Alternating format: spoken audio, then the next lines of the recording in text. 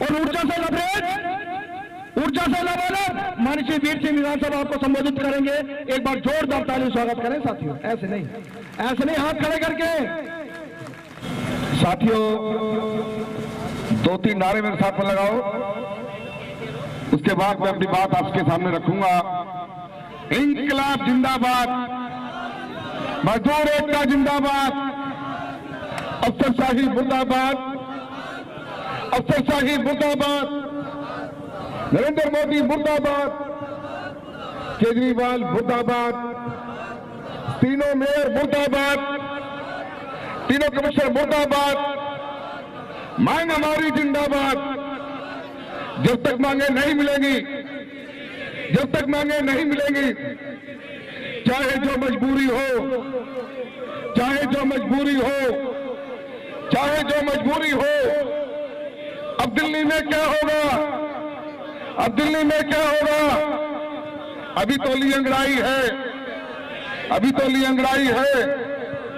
आवाज दो, आवाज दो।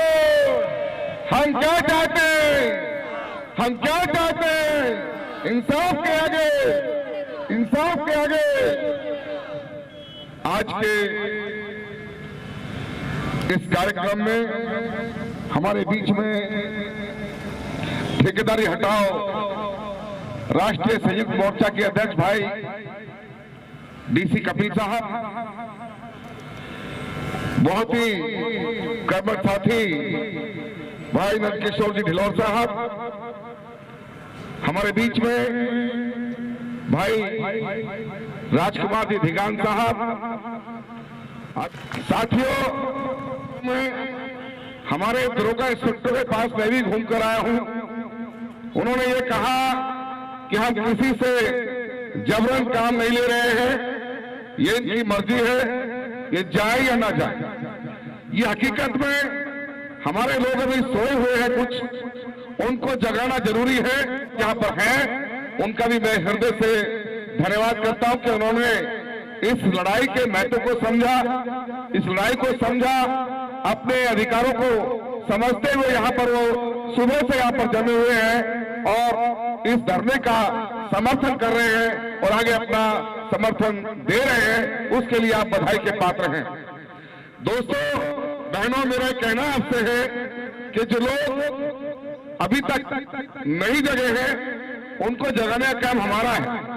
आप वहां पर जाइए, उनको समझाइए, कहिए उनसे कि ये जो हालात आप कर रहे पैदा, इस हालात से जो हमारे आने वाली जनरेशन है, हमारे जो बच्चे होंगे वो हमें माफ नहीं करेंगे कभी भी।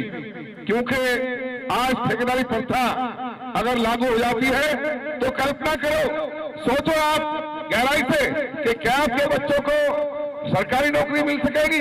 मैं समझता हूं कि नहीं मिलेगी। जब ठेकेदारी लागू हो जाएगी तो नौकरी तो आपकी चली गई। तो क्या अपने बच्चों का भविष्य आप अपने हाथों से खराब करोगे? ये उनको समझाने की जरूरत है। आज जिस तरह से भारतीय जनता पार्टी की केंद्र की सरकार, भारतीय जनता पार्टी का निगम प्रशासन जिस तरह से इस समाज को तबाह करने के लिए तुल गया है, आमादा हो गया, उसका जवाब एक ही हमारे पास में है कि हम मुक्का तान के अलग अलग उंगलियां हैं, लेकिन जब कोई मिलाते हैं तो मुक्का बन जाता है। मुक्का तान कर इनकी जातियों का जवाब देना पड़ेगा, तब हम जाकर के जीतेंगे। मेरा यहाँ की सरकार से, दिल्ली सरकार से भी कहना है, दिल्ली सरकार के मुखिया मोदी साहब ने झूठ बोला ही था कि 15-15 लाख रुपए देंगे आपके खातों में पूरे देश के लोगों के लिए। आपने भी कहा था कि मैं दिल्ली की सत्ता में आकर कॉन्ट्रैक्ट बेस के मजदूरों को पक्का करूंगा और ठेकेदारी प्रथा को खत्म करूंगा। लेकिन जीतेगा भाई वगैरह, एक खुदे 9, दूसरा खुदे 13। दोनों ने हमें धोखा दिया, हमारे साथ छल किया, कपट किया और दोनों ने सत्ता संभालने के बाद इस समाज पर एक से बढ़कर एक कुठाराघात किया। मैं वैसी झूठी और जीती हुई यूनिवर्सिटी से कुछ कहना चाहता हूं। आपने भी नोटिस डाली, मैंने भी डाली। ये मोर्चा क्यों आया, कैसे आया, क्यों हमें आगे आना पड़ा? जब हमारे भाइयों को एक एक करके स्कूलों में भेज रहे थे, ढंग से शिक्षा विभाग में ट्रांसफर कर रहे थे, तो जीती हुई यूनियन का एक भी आदमी ने आकर के उसका विरोध नहीं किया, उसको नहीं रुकवाया। ये हमें दुख दर्द हुआ, हमें उसका बहुत बड़ा एहसास है। उसके बाद अब अस्पतालों की ऑर्डर किए, तो कोई भी हमारा भाई जीती हुई यूनियन का किसी ने विरोध नहीं करा, किसी ने धरना नहीं दिया, किसी ने कोई आवाज नहीं उठाई, और हमारे आधे से ज्यादा कर्मचारी हमारे इधर उधर कर दिए इस प्रशासन ने। वो केवल इसलिए कि हमारी एकता बनती थी, हमारा यहाँ जज्बा रहता था, जोर रहता था, इनको झुकना पड़ता था। इन्होंने हमारी ताकत को कमजोर करने के लिए हमारे भाइयों को इधर उधर भेज दिया। आपको मालूम है, लंबे समय से निगम में भर्ती नहीं हुई है। भारतीय जनता पार्टी के पिछले चुनाव के घोषणा पत्र में यह था कि हम कर्मचारियों की तादाद बढ़ाएंगे और निगम को सुदृढ़ करेंगे। मैं पूछना चाहता हूं, कितने कर्मचारी तादाद आपने बढ़ाई है, कितने हजार आपने आदमी भर्ती किए हैं? लानत भेजता हूं, धिक्कार है आपको। ये कर्मचारियों के साथ में आपने जो उठाघात किया, जो उनके पीठ पर छुरा मारा, जो उनको धोखा दिया, जो उनका शोषण अत्याचार किया, उस शोषण अत्याचार के वजह से आज हमारा भाई बहन सड़कों पर आने को मजबूर है। केजरीवाल, तुमने भी कहा था, क्या किया?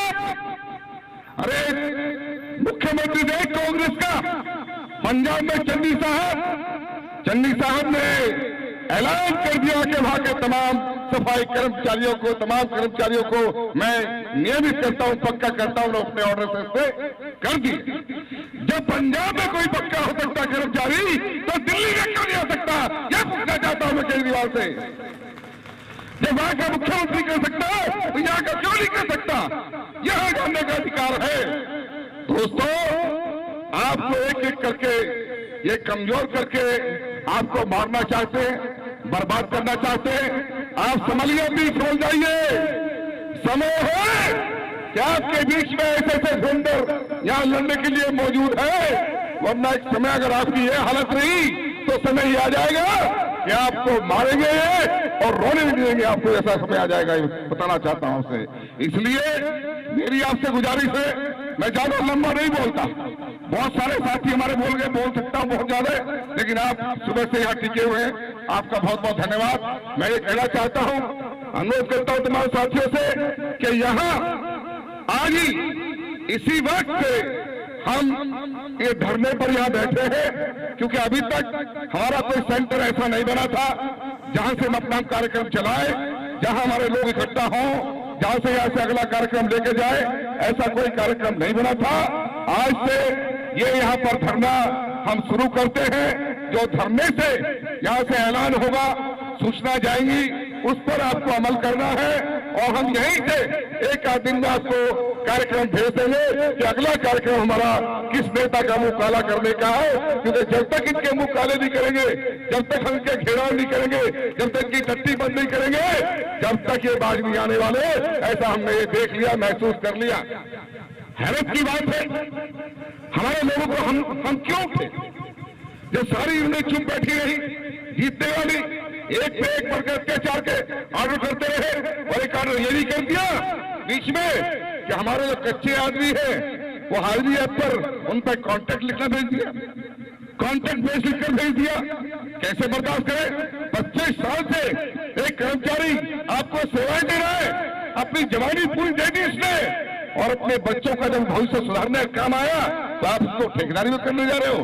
लानत है आपको, धिक्कार है आपको। हम इसे बर्दाश्त नहीं करेंगे। दोस्तों साथियों, इसके साथ साथ जिन लोगों को 2003-04 से पक्का माना था, कितना बड़ा जुल्म अत्याचार है कि उस समय निगम ने कहा था कि पैसे की हालत सुधर जान दो, हम आपको पैसा दे देंगे, एरियर देंगे।